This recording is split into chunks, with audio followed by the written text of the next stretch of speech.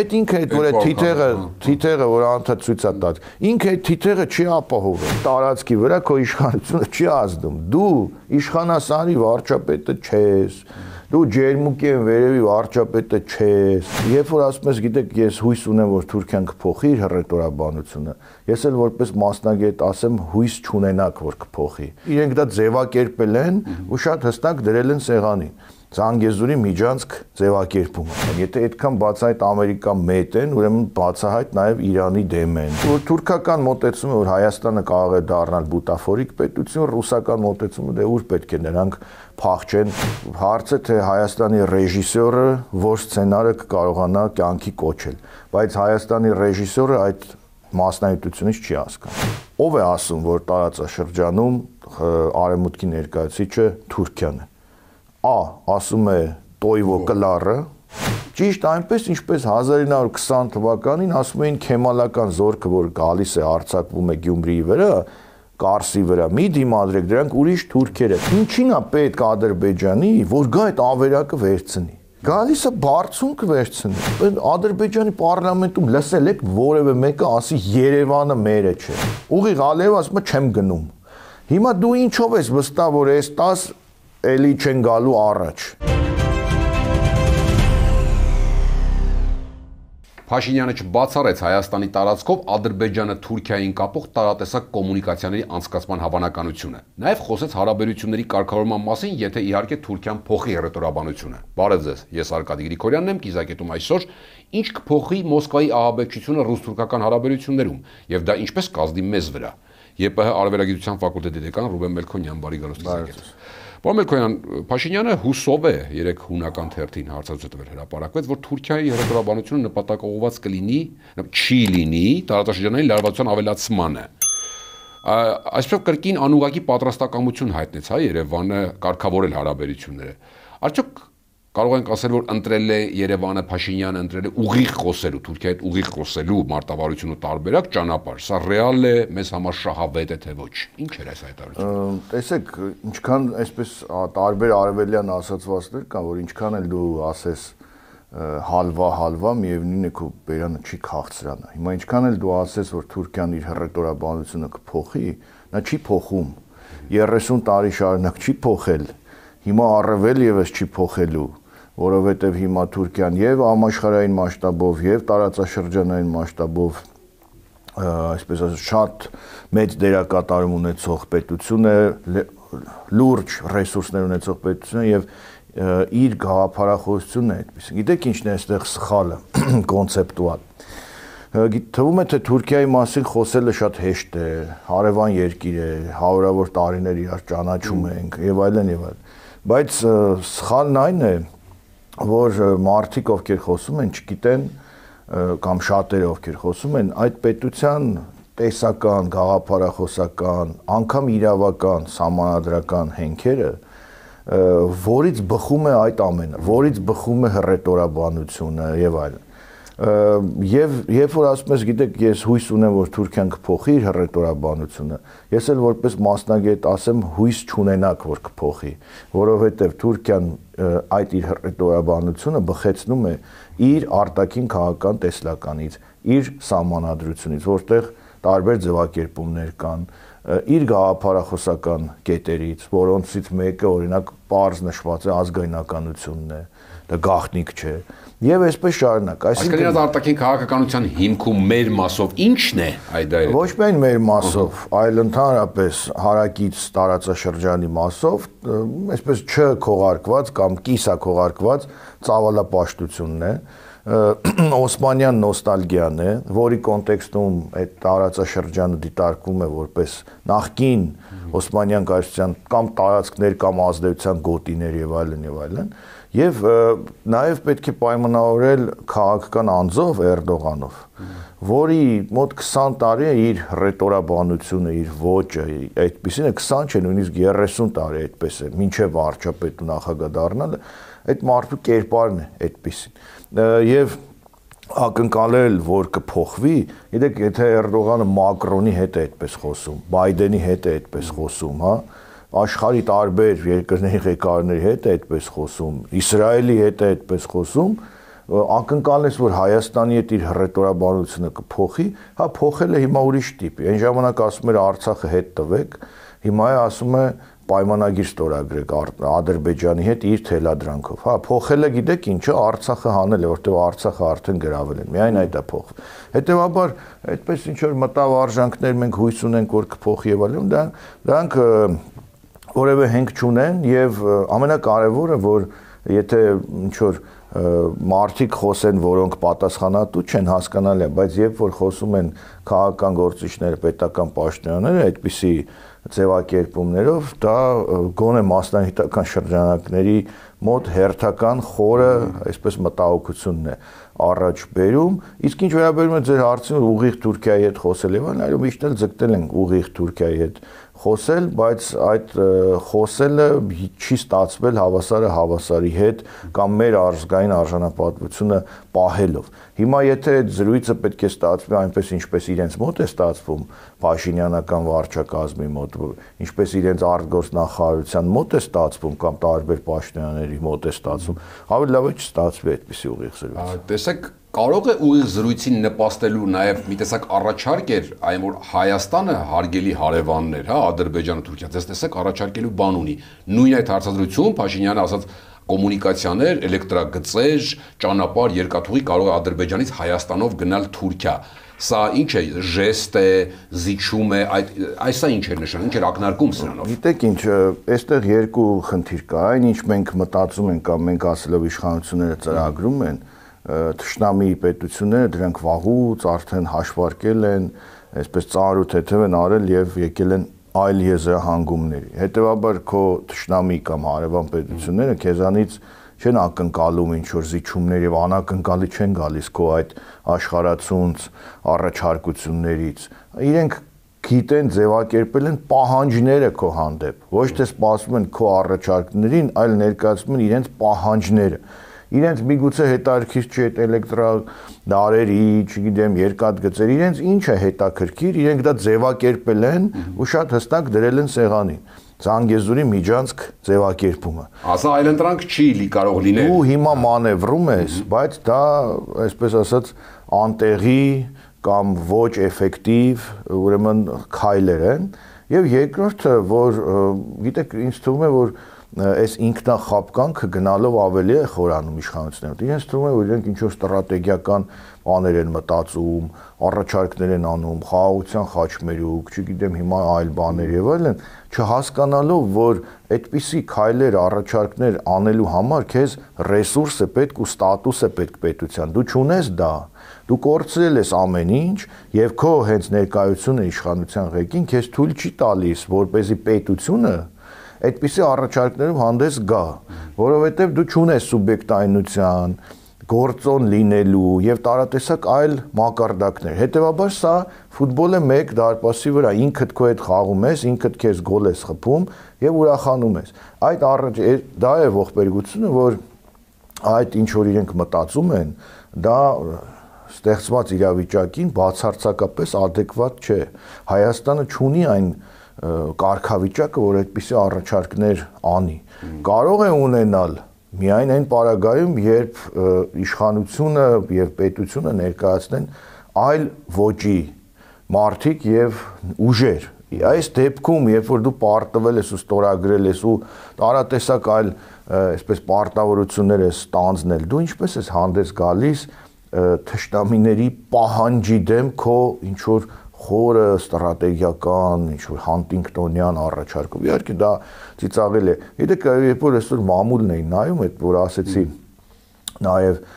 տարատեսակ պայմանավորվածություններ, չէ, մամուլում կարծես խմբակցությունից մի падգամավորի հետ կապված մի հարց էր, որ Ալիևը նրա հարցազրույցը ներկայացրել է Փաշինյանին, որ տեսեք ձեր падգամավորը այսպիսի հարցազրույց։ Այսինքն, այստեղ նույնպես երկու հարց կա։ Նույնիսկ քո իշխող ֆրակցիայի падգամավորը կաշկանդված է հարցազրույց տալուց եւ հանկարծ ինչ որ հարց է բան է խոսում Ալիևը մատնանշում է այդքան այսպես միկրոսկոպով նայում են Հայաստանում տեղի ունեցող իրադարձություններին եւ դու չես կարող։ Եթե հանգարց ընդդիմությունից մեկը քննադատեր այդ падգամավորին, ամբողջ ֆրակցիայով կհարցակվեն, չէ՞, այնտեղ կան մարդիկ, որոնք տենց ֆունկցիաներ ունեն, արագ արձագանքման խումբ կա, չէ՞, այդ ֆրակցիայում։ Ինչ տիպի արձագանքը արդեն հայտնի է։ Բա Ալիևին ինչ չես ասում, դու ինչ գործ ունես ինքնիշխան Հայաստանի ազգընտիր ֆրակցիայի ազգընտիր падգամավորի հարցազրույցի հետ, նա ազատ մտքի կարող է այդպես էլ ասել։ Իսկ Ալիևը միջամտում է այդքան, եւ երկրորդ հարցը, դու ոչինչ չունես Ալիևի առջև դնելու։ Ալիևի ելույթները, Ալիևի վարչախմբի տարբեր ներկայացուցիչների ելույթները, որոնք բացահայտ ագրեսորի, ցեղասպանի, միջազգային իրավունքը ոտնահարողի եւ այլնի ելույթներ են։ Դու քո այդ համապատասխան կառույցները քո եմ ասում, ոչ թե պետության, չեն պատրաստում քեզ տալիս, որ դու էլ Ալիևին ասես, գիտես, քո падգամավորներն էլ այսպես են ասում, քո ազգային հերոսը գլխատող անձնավորություն է, հերոսները ցեղասպան գլխատողներ են եւ այլն։ Այսինքն դու ինչով եք խոսում, ինչ եք անում։ Միջանկյալ ռեպլիկա այս թեմայով, տեսեք, այդ ձեր ասած ամբողջ ռեսուրսը կարծես թե մենք հիմա երկուսս էլ հաստատ ռուսամետ չենք, բայց փաստ արձանագրենք, ձեր ասած հակազդելու ռեսուրսը ուղղվում է ավելի շատ Մոսկվային падգամավորներով, փորձագետներով, իշխանություններով, այսինքն ամեն հայտարարությանը կտրուկ, ինչու է այդպես։ Այդքան շատ զգայուն են, տեսեք, եւ այդ հարցում, եթե այսպես ասեմ, եթե բոլոր քննադատություններին եւ մարտահրավերներին իրենք այդ նույն կերպ արձագանքենք, ասենք դե այս իշխանությունը չի հասկանում կամ իրենց համար խնդիր չի, դե ասել էր, չէ, Փաշինյանից որ թուրք են ասում, ես չեմ նեղանում կամ եւ ասենք լավ չեն նեղանում, խնդիր չի իրենց համար, բայց երբ որ տեսնում ենք, որ կարող են դուխով խոսել ճակերտավոր, հա, օրինակ ռուս պաշտոնյաների դեմ, կարող են շատ լավ հակադարձել Մարիա Զախարովային, չգիտեմ ում, տարբեր անձանց կարող են ամենանուրբ, չեմ, ռուսական հերոստա ալիքով ցուցադրված ինչ-որ բանին արձագանքել, դեմարշ անել եւ այլն եւ շատ լավ, բայց այդ նույնը քո ճշտամուն ինչու չես կարողանում անել։ Եթե դու իրոք ինքնիշխան ես, Ալիևին, ինչի լավ, եթե ռուսական հերոստա ալիքներին արձագանքում եք, ադրբեջանական հերոստա ալիքներին, որտեղ Փաշինյանն ու Արադ Միրզյանը ծաղրի ինչ-որ երկիծական հաղորդումների մշտական հյուր են այդ կերպարները, բայց ժամանակ ինչի չեք ասում։ Եվ ընդ որում այդ կերպարները, այդ իրենց այսպես կավենի կամ չեմ ինչ շոու ծրագրերի հայ ժողովրդի ազգային արժանապատվությունը ոտնահարող ռասիստական հաղորդումներ են, այսինքն Փաշինյանի կերպարը մի կողմ դրած։ Իդեմս Փաշինյանի հայ ժողովրդին են վիրավորում, բայց այդ դեպքում ինչի դեմարշ չկա, այդ դեպքում ինչի հայտարարություն չկա,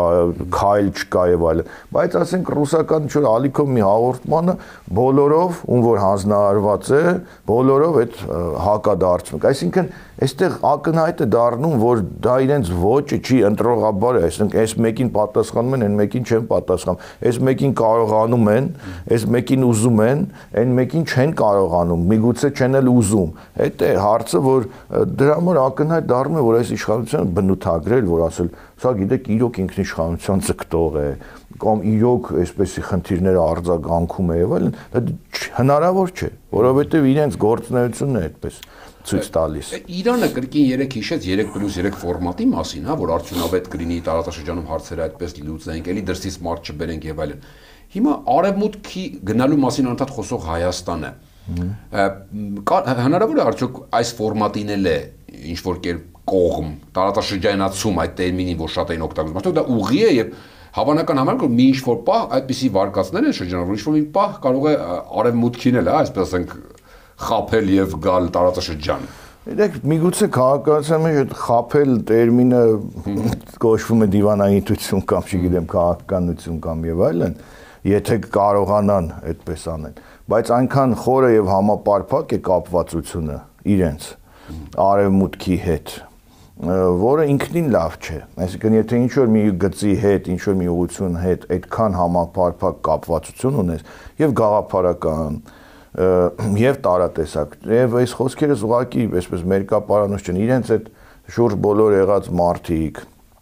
ՀԿ-ներ, վերլուծաբաններ, չգիտեմ, պաշտոնյաներ նաև իրենց նախորդ կյանքում, այսինքն մինչև 2018 թվականը, երբ Հայաստանը իդեպ ինքնիշխան էր մինչև 2018 թվական, ինչով են զբաղվել, ինչպիսի բացահայտ, ասենք, ռուսատյացություն ունեն, Ամերիկա մետություն ունեն։ Եթե այդքան բացահայտ Ամերիկա մետ են, ուրեմն բացահայտ նաև Իրանի դեմ են, որովհետև դրանք իրար հակադիր պետություններ են եւ այլն։ Հիմա այդ մարդիկ պաշտոնյաներ են։ Այդ մարդիկ տարբեր պատասխանատու կառույցների ղեկավարներ են։ Ակնհայտ չէ, որ մանևրելու իրենց դաշտը շատ փոքր է։ Հետևաբար ձեր ասած վարկած որ ինչ որ պահի կարողանան արևմուտքին էլ խափեն կամ ես ենթադրում դուք ուզում եք ասել գցեն իսկ թվում է դրա շանսերը շատ քիչ է իսկ ինչ վերաբերում է 3+3-ին տեսեք այստեղ եթե կարողանան ուզում եի նշել դա մեզ համար ռեալ ապագա է ենթադրենք ստացվում է ավելի ճիշտ է թե ոչ այսպես ես կարող եմ ասել եթե մենք գլոբալ եթե նայում ենք զարգացումն աշխարհի մենք տեսնում ենք, որ այդ միաբևեռությունը փլուզվել է, մի տարբեր ոճի է փլուզվել, եւ հիմա տարածաշրջանում մենք տեսնում ենք, որ հարցեր լուծող պետությունները ավելի մեծացրել են իրենց ռեսուրսները։ Հիմա Թուրքիան ցույց տվեց, չէ, որ անկախ ամեն ինչից, անկախ ԱՄՆ-ի եւ Եվրոպայի հայտարարություններին ինքը մտավ Արցախյան պատերազմի մեջ, Ռուսաստանին էլ անտեսելով կամ պայմանավորելով մտավ պատերազմի մեջ բացահայտ եւ մասնակցեց պարադնել Էրդողանը ընդունեց Բաքվում հիմա դա ցույց չի տալիս որ խաղի որոշողներից մեկը Թուրքիան է մյուսը Իրանն է մյուսը Ռուսաստանն է ցույց է տալիս չէ հիմա մենք եթե ռեալ դաշտը չենք օգտագործում ենք Բելգիայի խիստ հայտարարությունը դա կներեք ոչ մի իրականության հետ կապ չունի հետեւաբար այդ ֆորմատը կամ միգուցե ֆորմատը չէ այդ երկրների հետ աշխատելը դա կարծում եմ ամենառեալ քաղաքական այսպես ասած իրավիճակն է որ ստեղծվել է բայց եթե այդ երեքի հետ կամ դիցուկ Իրանի հետ շփումը ուղակի այսպես ժամանակ շահելու կամ իմիտացիա ստեղծելու, պատկեր ստեղծելու համար է, ապա դա շատ վտանգավոր խաղ է, որովհետև Իրանը արդեն դուք շատ ճիշտ նկատեցիք այդ հայտարարությունը, որ օտարները թող չգան տարածաշրջան եւ այլն, մի քանի ձևով ասել է, ասում է եւ այլն։ Հիմա թե այդ ասելուն երբ ինչ տիպի գործողություն կհաջորդի, արդեն ժամանակը ցույց կտա, բայց այն որ մենք տարբեր ուղղություններով այսպես բարակ լարի վրայով ենք գնում մենք որպես պետություն դա ակնհայտ է թե երբ այդ բարակ լարը որ պարագայում ինչպես կփոկվի կճկվի եւ այլն դա արդեն ժամանակը ցույց կտա բայց այն որ մեծագույն խնդիր է որ հիմա այս բարդ իրավիճակում այս մարտիկ են մեզ ներկայացնում մեր ճակատագիրը որոշում այս մարդկանց խումբը դա իրոք ողբերգություն է ասենք նույն Իրանի հետ խոսում են մարտիկ որ չի կարող ուղղակի դա լրջության անգամ ստվեր բերի այդ բանակցությունները։ Իրանի մասին ասացիք, այ հիմա խոսենք ինչպես են աշխատում Ռուսաստանի ու Թուրքիայի հետ, եւ այսօք հնարավոր է այսպես աշխատել այնպես, որ երկուսից մեկը կամ երկուսն էլ քեզ կուլ չտան, որովհետեւ տարբեր ձևերով, տարբեր մոտեցումով, կարծես թե այդպես է ստացվում, ինչ որ առումով այդ երկուսը ուզում են բաժինը ունենալ քեզնից, հա, ինչու եմ հարց տալի, որովհետեւ Մոսկվայի աբեկչության հետքեր ասում են տանում Թուրքիա նաև։ Այ օրինակ, սա ինչպես կազդի, եթե տանում են ռուս-թուրքական հարաբերությունների վրա։ Այս կարճատև մարտավարական մեղրամիսը երկարի հակառակը կդադար եւ այդ դեպքում մեր վրա ազդեցությունը ոնց կլինի։ Պատմական փորձով գիտենք ինչպես է լինում սովորաբար։ Փորձեմ ձեր հարցը երկու մասի բաժանել։ Այն որ մենք այո, միշտ այսպես ասած թիրախ ենք ռուս-թուրքական մեծ նպատակների եւ այլնի դա ակնհայտ է լինելով փոքր պետություն այդ մեծ նպատակների մեջ մենք այս կամ այն կերպ կանք եւ միգուցե դա նաեւ մեր պետության այսպես ճակատագիրն է եւ անընդհատ չես կարող հեռանալ այդ ճակատագրից պետք է կարողանաս մանևրել այս նույն կոնտեքստում նաեւ իհարկե պետք է հարաբերությունների թարմացում Ռուսաստանը չէ որը կար 90-ականներին մեր հարաբերություններն էլ այլ են չեմ ասում պետք են դեմարշներ ինչպես իրենք են անում բայց այնուամենայնիվ որոշ խաղի կանոնների փոփոխություն եւ այլն իհարկե պետք է մանավանդ որ Ռուսաստանի կախվածությունն ու շահերը Թուրքիայից ու Ադրբեջանից ակնհայտորեն տեսնում ենք որ գոնե գերազանցում են Հայաստանի հետ իրենց հարաբերությունից ուստի պետք է մի հատ հասկանալ այս նոր իրավիճակում ինչպես է դեմարշն է դրա լուծումը չեմ կարծում այլ ոճով աշխատանքն է իմ կարծիքով լուծում ինչ վերաբերում է ռուս-թուրքական մեղրամիսին։ Գիտեք, ինչպես կազմել է։ Գիտեք, տեսեք, ռուս-թուրքական հարաբերությունները իմ կարծիքով այսպես վայրի վերումներով են ընթացել ամբողջ պատմության ընթացքում։ Եղել են մեղրամիսներ, հետո դրան հաջորդել են պատերազմներ, հետո էլի եւ այլն եւ այլն։ Ես կարծում եմ գլոբալ իմաստով իրենք շարունակում են մնալ տարբեր բևեռներում։ Մի հետաքրքիր ձևակերպում կա թուրք գիտնականի Սոներ Չաղապտայի անունով գիտնականի, որը Ռուսաստանին համարում է Թուրքիայի պատմական նեմեսիս, historical nemesis, այսպես ասած, կամ պատմական թշնամի կամ չգիտեմ ինչ, եւ երբեմն դա դառնում է իրողություն։ Բայց պարզ է, որ այն հարաբերությունը չի, որ Ռուսաստանը նախկինում կարողացել է, չգիտեմ, հասնել մինչև Ստամբուլ զորքերով։ Հիմա այլ է, բայց ես կարծում եմ, որ մանավանդ երբ որ նայում ենք ռուսական վերլուծական շրջանակներ, որ այդ մեղրամիսը կարծես ավարտին մոտ է կամ արդեն միգուցե ավարտվել է, եւ խնդիրները, որ կան Ռուսաստանի Թուրքիայի միջև, դրանք սկսած այդ ահաբեկչական տարբեր խմբավորումների հանդեպ վերաբերմունքից, որոնք Թուրքիայում բավական ազատ փաստորեն եւ բուժվում են, եւ զինվում են, եւ մարզվում են, եւ Թուրքիայից անցնում են Ռուսաստան, սկսած դրանից մինչեւ այլ ավելի լուրջ մեծ ծավալի խնդիրներ կան։ Հիմա այս ահաբեկչության դրվագը թարմացրեց այն, որ 90-ականների դեռ չեչենական առաջին պատերազմում գրեթե բաց տեքստով կամ բաց տեքստով Ռուսաստանն ասում էր, որ այդ ահաբեկիչները Թուրքիայով են ներթափանցում Ռուսաստան։ Նույնիսկ եթե չեմ սխալվում, վարչապետների Էջևիթի ու Չեռնամիրձինի միջև կա բանակցության այսպես սղագրություն կամ մամուլի հաղորդագրություն, կողմերը պայմանավորում են կասեցնել իրենց տարածքում ահաբեկչական խմբավորումների գործունեությունը միմյանց դեմ։ Այսինքն դա գաղտնիք չէ Ռուսաստանում, որ Թուրքիան է աջակցում։ Հիմա այս կոնտեքստում Հայաստանը կարողանա այս իրավիճակը օգտագործել, ոչ հրապարակավ, ոչ այսպես սենտիմենտալ, որ տեսեք մենք ձեզ ասում էինք թուրքերը ահաբեկիչներ, այլ խողովակներով։ Կարողանա օգտագործել նույն հասարակական կարծիքի, վերլուծական շրջանակների, մեդիայի կարծիքը փոխելու իմաստով։ Տեսականորեն հնարավորություն կա օգտագործել, բայց մի շատ կարևոր հարց, այդ խողովակները մնացել են, թե չեն մնացել, թե դեմարշի շրջանակներում այդ բոլոր խողովակները մենք ջարդել ենք եւ հիմա չենք կարող այս ստեղծված իրավիճակից օգտվել։ Բայց այն, որ քաղաքականությունը անընդհատ հնարավորություն տալիս է եւ դու պետք է դրանից կարողանաս օգտվել, դա փաստ է, իսկ Հայաստանի վրա այս ամեն ինչը ինչպես կարող է ազդել պայմանավորվեն նորից իրար հետ մեր հաշվին, ասում են ինչպես Արցախում եղավ, այդ նման սցենար դիտարկում եք Հայաստանի հաշվին։ Այո, Հայաստանի հաշվին։ Գոնե կարելի է չբացառել հաշվի առնելով իրողությունները եւ հաշվի առնելով նաեւ տրամադրվածությունները։ Ուղղակի երկու տրամադրվածություններում էլ եւ Թուրքիայի եւ Ռուսաստանի կա Հայաստանի գոյութենաբանական այսպես խնդիրների հանդեպ շատ վտանգավոր մոտեցումներ, որ թուրքական մոտեցումը, որ Հայաստանը կարող է դառնալ բուտաֆորիկ պետություն, ռուսական մոտեցումը դե ուր պետք է նրանք փախչեն, դե ինչքան էլ լինի մենք կպահենք, դե լավ թող Զանգեզուրի միջանցքներ տան, մնացածը մենք կպահենք եւ այլն։ Երկու դեպքում էլ մեզ համար կան ճակատագրական այսպես իրավիճակներ, բայց նաեւ էլի ճակատագրից խոսելով Հայաստանը երբեք ավելի լավ վիճակում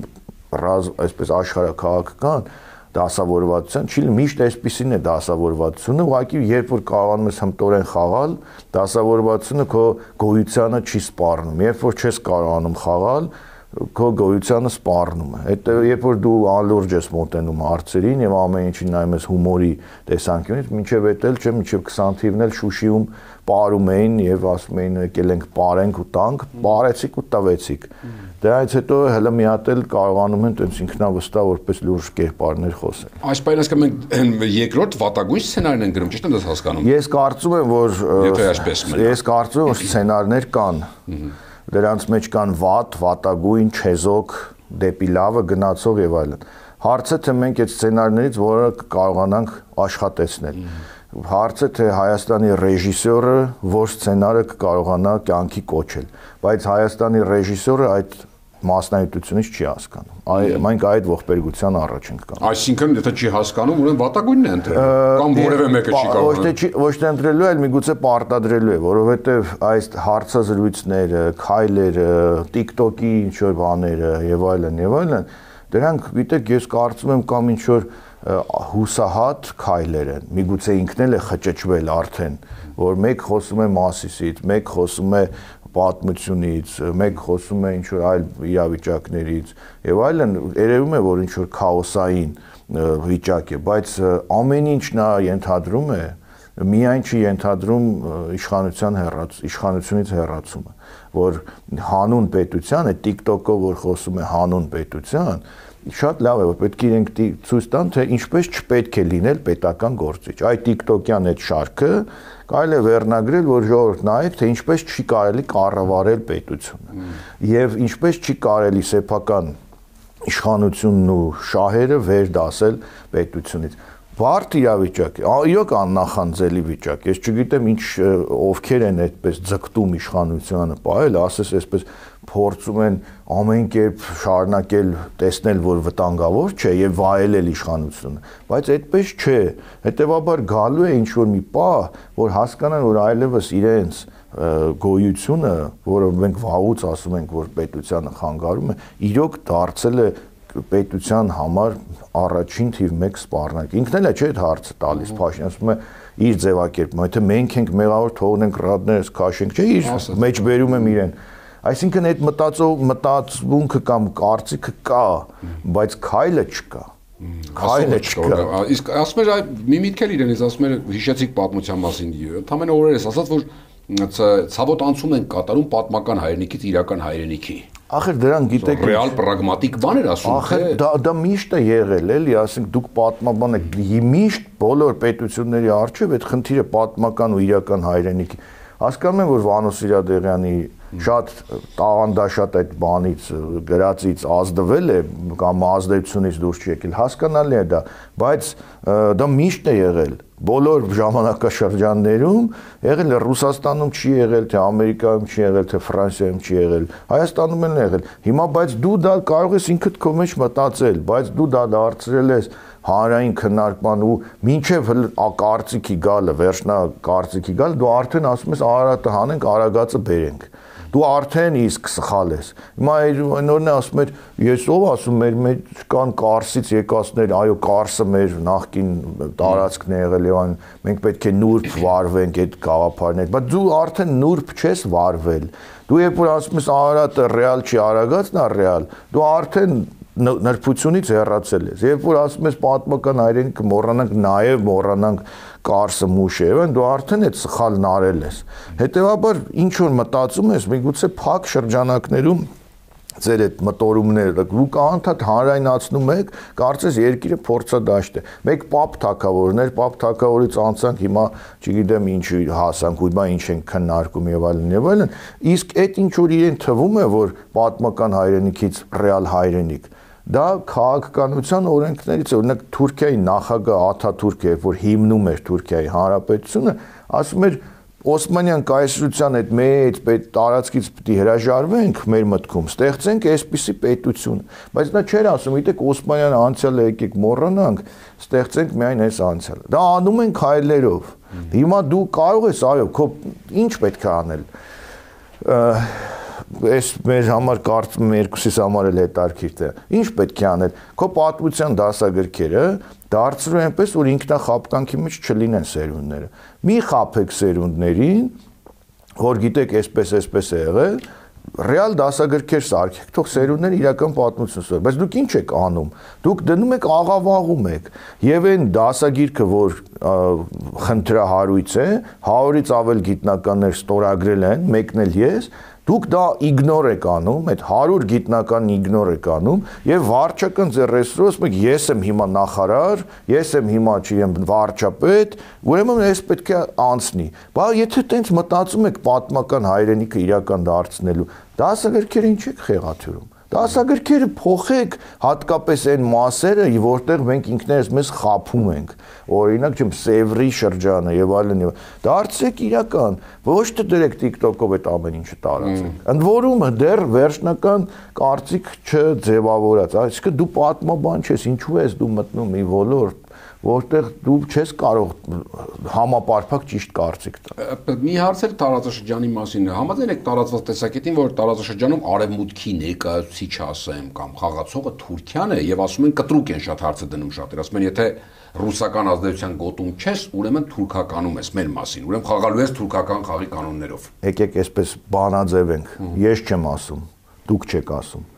Ով է ասում, որ տարածաշրջանում արևմուտքի ներկայացուցիչը Թուրքիան է։ Ասում է Տոյվո Կլարը, ոչ թե որպես Տոյվո ընդհանրապես, այլ որպես պաշտոնյա։ Եվրամիություն։ Ասում է այդ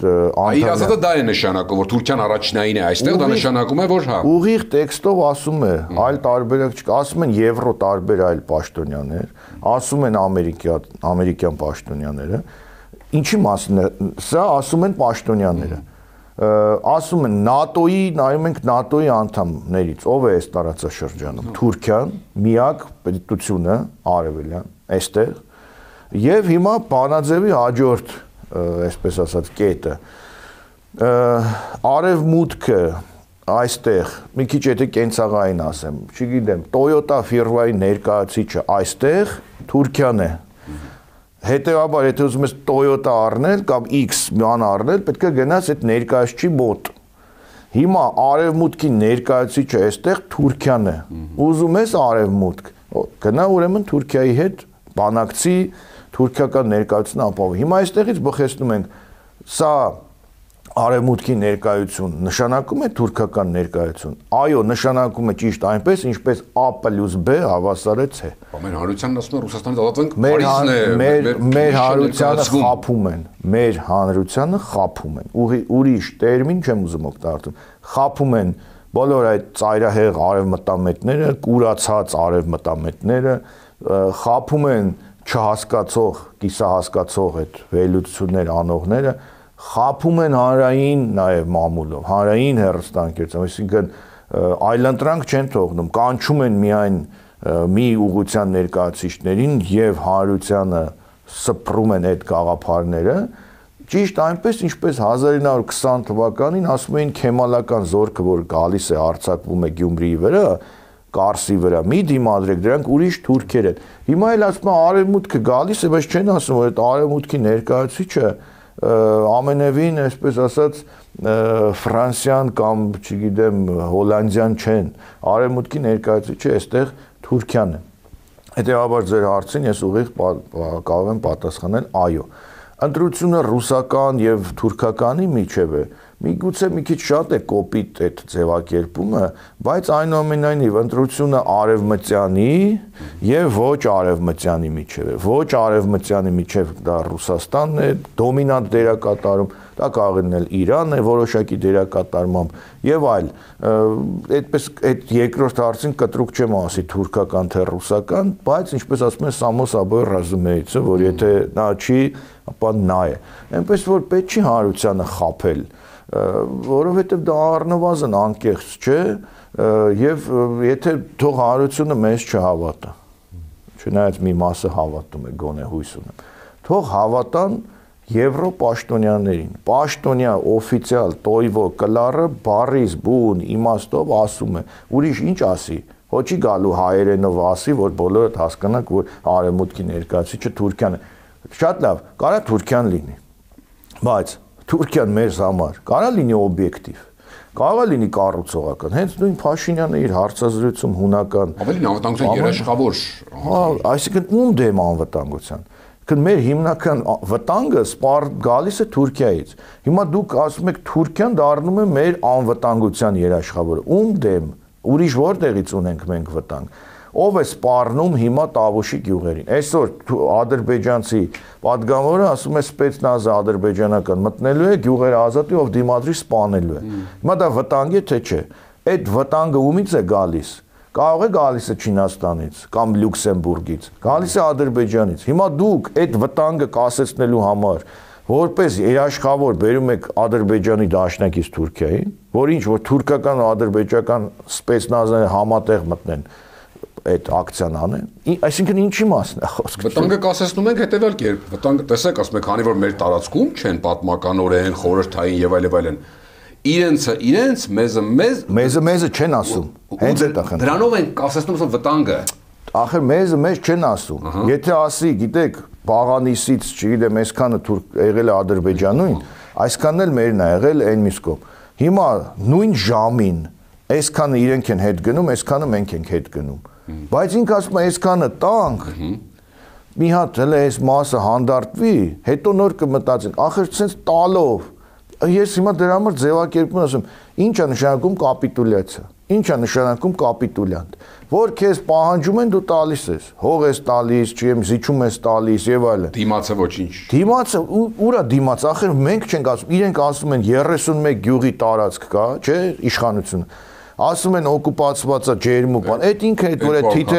թիթեղը որ անդադ ցույց է տալիս, ինքը այդ թիթեղը չի ապահովել, ինքը այդ թիթեղը արդեն խախտված է, այդ Հայաստանի բանը քարտեզը։ Այն որ ցտալիս է արդեն Հայաստանը չի դե ֆակտո։ Ինքը որ ասում է սա Հայաստանն է, ես տեղի վարչապետն եմ։ Ուրեմն հիմա ասում եմ, դու այդ տարածքի վրա քո իշխանությունը չի ազդում, դու իշխանասարի վարչապետը չես, դու ջերմուկի վերևի վարչապետը չես։ Դու տարբեր տեղերում որտեղ թուրք օկուպացիոն զորքը ադրբեջանական մտել է, դու տեղի վարչապետը չես, գնաս զբաղվի դրանով, այդ տարածքները հետ բեր, նոր այդ թիթեղը ցույց տուր, ասա սա Հայաստանն է, ես էլ այստեղի վարչապետն եմ։ Հիմա դու ասում ես, այս սրանք օկուպացված են, մի դրա մասին չենք խոսում, այս են ուզում եկեք տանք։ Բա եթե դու անընդհատ տալիս ես, զիջում ես, ոչ թե փող զիջ։ Պատերազմ որ չլինի։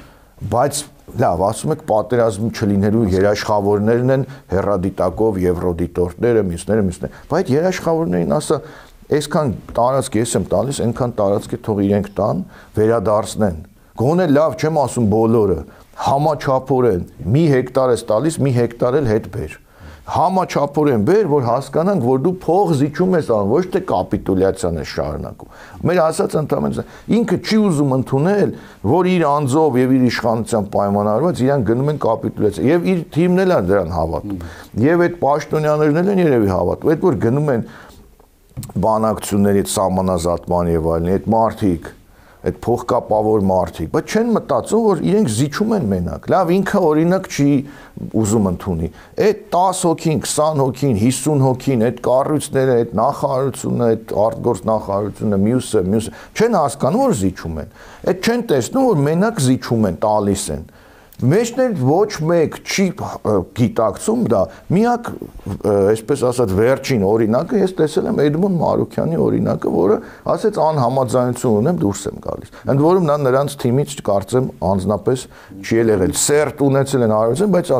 հիմա չկան ուրիշ մարդիկ, որոնք տեսնում են եւ ասում են մենք համաձայն ենք։ Դիմացի իրենց ասած, ինչպես որ նկարագրում են դիմացի ադրբեջանական անուններով այդ գյուղերը, որոնք ասում են ավերակ են եւ այլն։ Դա չէ, ինչ որքան հասկանում հիմնական խնդիրը նա է, որ իրենք վարձունքներ կվերցնեն ու կշարունակեն պատերազմը։ Իհարկե, ես այսպես ասեմ, պատերազմի քանի ձև կա։ Տակ, սառը, հիբրիդային, պրոքսի, չգիտեմ, 100 անուն կա, չէ։ 100 անուն կա։ Հիմա դուք կարող եք ինձ կամ մեր հանրությունը մտածել է, ինչն է պետք, եթե դա ավերակ է։ Ինչին է պետք Ադրբեջանի, որ գա այդ ավերակը վերցնի։ Ու տեղը ոչինչ էլ չտա։ Եվ ինչ Ադրբեջանը մեզ բարեկամ է, ինչ բերելու է այդտեղ, ասենք, չգիտեմ, ծառեր տնկի բերքը նվիրի հարակից հայ գյուղացու, որ ավելի մոտ է մեզ։ Ինչին է պետք։ Գալիս է բարձունք վերցնի։ Գալիս է մասնագետներ, ես դրա մասնագետը չեմ։ Կան չէ քարտեզներով ցույց են տալիս։ Գալիս է որ այդտեղից տեսանելի լինի, վերահսկելի լինի, ինչ որ ճանապարհ, ինչ որ տարածք եւ այլն եւ այլն։ Այսինքն սա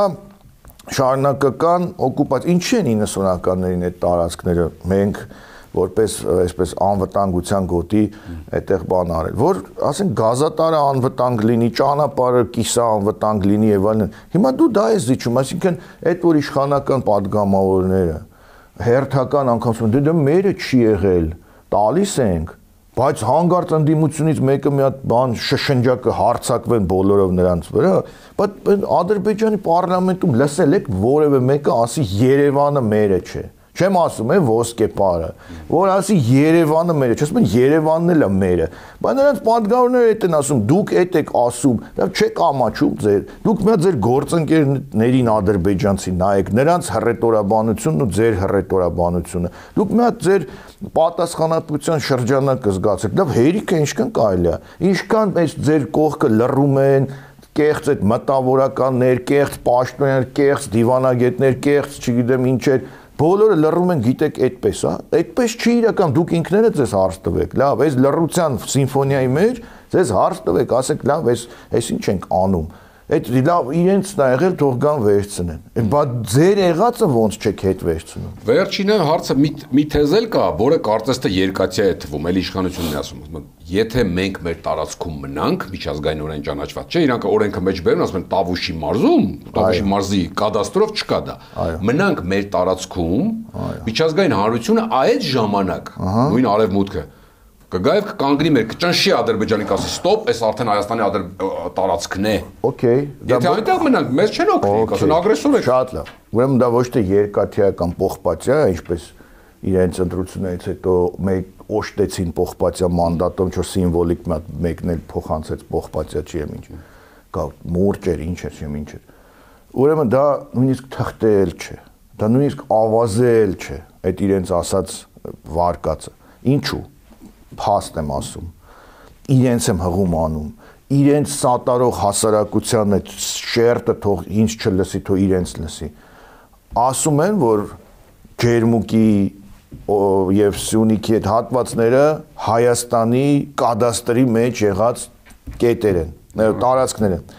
Դրանից բխեցնում է, ասում է հապկը չի կատարել իր պարտականությունը, որտեղ դա հապկի տարածքը մտել է։ Ավելին չեն ասել,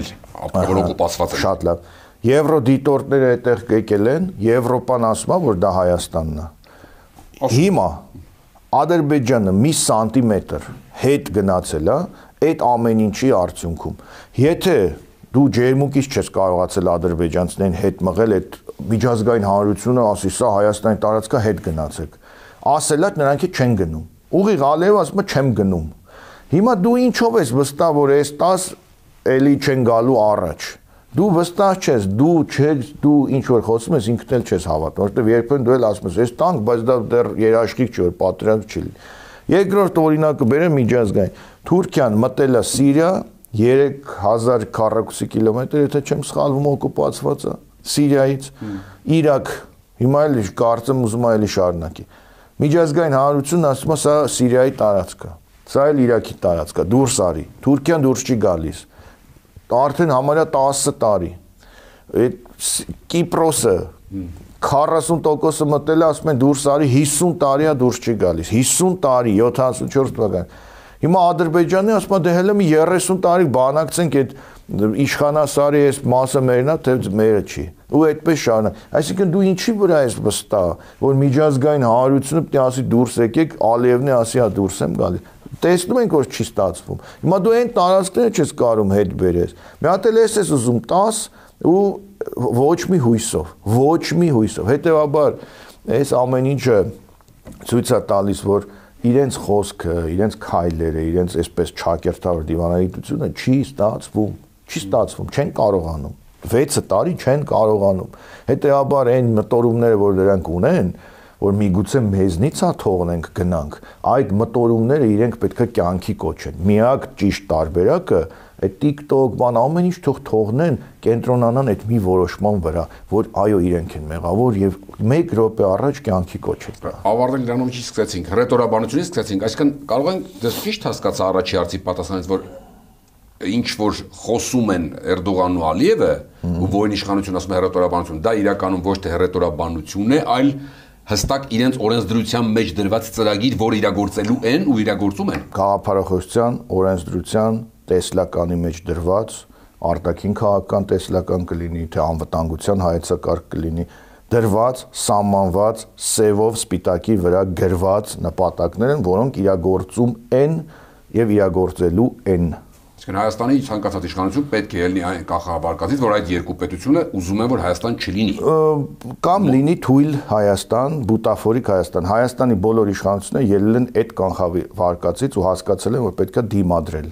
Հայաստանի այս իշխանությունը հասկանում է, որ այդ կա այդ կանխավարկածը, բայց մտածում է, որ պետք է չդիմադրել եւ դրանով հարցը լուծել։ Նախորդ մինչեւ 2018 թվականը եղած Հայաստանի դիրքորոշման արդյունքում մենք կարողացել ենք անվտանգ, կիսաանվտանգ մնալ, 18 թվականից հետո փոխված դիրքորոշման հետևանքով մենք ողբերգություն ենք ապրել, տարածքներ ենք կորցրել, սուբյեկտայնություն ենք կորցրել, գործոն լինելու հանգամանք ենք կորցրել։ Փաստը սա է, իրողությունը սա է։ Շատ շնորհակալ եմ։ Շնորհակալ։ Հիշեցնեմ, Կիզակետում այսօր ԵՊՀ արվելագիտության ֆակուլտետի դեկան Ռուբեն Մելքոնյանն էր, Կիզակետի թողարկումներն ու շատ տեսանյութեր դիտելու համար առաջարկում եմ բաժանորդագրվել մեր YouTube-յան ալիքին։ Կհանդիպենք։